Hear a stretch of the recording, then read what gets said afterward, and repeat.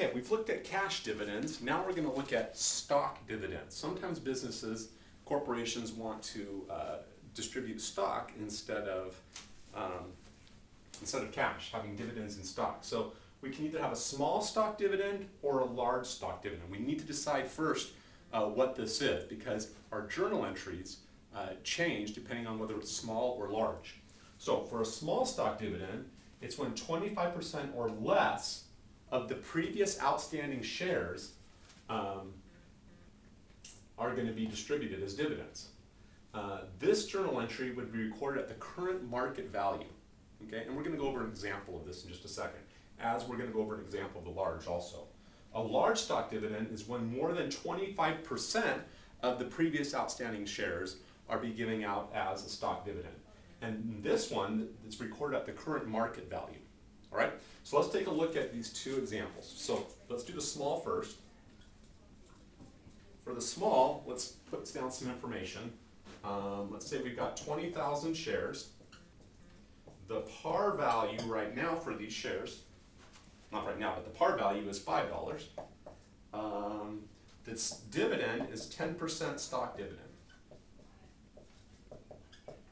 And the current market price for these shares, the current market price is $8. $8 per share. All right? So on the date of declaration for a small stock dividend, this is the date of declaration. I'm just going to put declare. Okay, date of declaration. We're going to debit, first of all, common stock. These are long account names. Common stock, dividend distributable. Okay. Oh shoot. Nope. That's not the debit. My bad. We're going to debit retained earnings first for the full amount. Okay. It's let's see. 10% of 20,000 shares is 2,000 shares times the $8. So 2,000 times the $8 is 16,000. So that's what we're going to debit. Now the credit is what I was just saying. Common stock, dividend distributable. I'm going to abbreviate here, just put distrib, but it's common stock, dividend distributable. And this is based off of the par value. So it's 2,000, the 10% times the 20,000 is 2,000 shares times $5, so that's 10,000. So this is based off of the par value. And then we've got paid in capital in excess of par value. It's a long title. Par value, common stock. Okay, so this is the excess part. The par value is 5. The market's 8 right now. So the excess is $3. Okay, it's the difference between the market price and the par value. So $3. So it's 20,000 shares times 10%, or 2,000 shares times $3, which is 6,000. That's our excess part over par.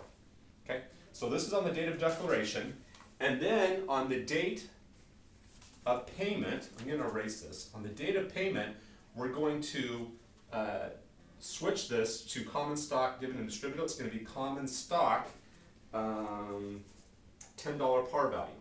So let's erase this. So on the date of payment, it's going to be common stock. I'm going to abbreviate here. Common stock, dividend distributable. That's the 10,000. We're going to debit it to eliminate that account. And now on the date of payment, what we're actually going to be doing is putting in, it's payment not of cash, but of stock. Common stock, $10 par value. Okay, so there's our journal entry. We're going to debit common stock, dividend distributable, 10,000, and credit common stock, $10 par value. I know it's a little bit confusing, But if you think about it, it really does make sense. You just gotta get it in your brain and wrap this around wrap it around your brain so that you make sure that you understand this for any tests. All right, now that's for the small. Now let's go to a large. Large is easier, I think, because we don't have to worry about the excess at par value. So now let me change the scenario. We've got 20,000 shares. The par value is still $5. The stock dividend is going to be a very large one. It's going to be 40% of the current shares outstanding. All right. Market price is still $8, but for a large, it doesn't matter what the market price is. But I'm going to leave it there just so that we know what the market price is. Okay. What we're going to do is we're going to debit, just like our last one, retained earnings. Okay, so this is similar. We're going to take 40% of 20,000, which is 8,000. Oops, 8,000 shares times the $5 par value. So that's $40,000. Okay, so once again, it's, let me just write this down, 20,000 times our 40%, that's the stock dividend, times our par value of $5. Okay, that gets us the 40,000. And then what we're going to credit is the common stock dividend distributable. I'm going to abbreviate again for 40,000. Okay, and there's no excess in par in this one because this is a large stock dividend. Now, on the date of payment of the stock, we're going to reverse this credit out. So we're going to debit the common stock dividend distributable. I'm not going to write it down. We're going to debit that, and then we'll credit, just like we did in the previous, the small one, we're going to then credit the common stock $10 par value. Okay, I'll just write it really quick. I'll read it. Common stock dividend distributable 40,000, and this is on the date of payment. And then we're going to credit common stock $10 par value for 40,000. Okay, let me erase that. Okay, so then on the date of payment, this is the journal entry to eliminate this, the dividend distributable, because the dividends are now being distributed. So we're going to eliminate that account by debiting it, and then we're actually going to establish the common stock in the par amount at par value of $10. Oh, it's not $10. My mistake. It's $5. Okay. All right.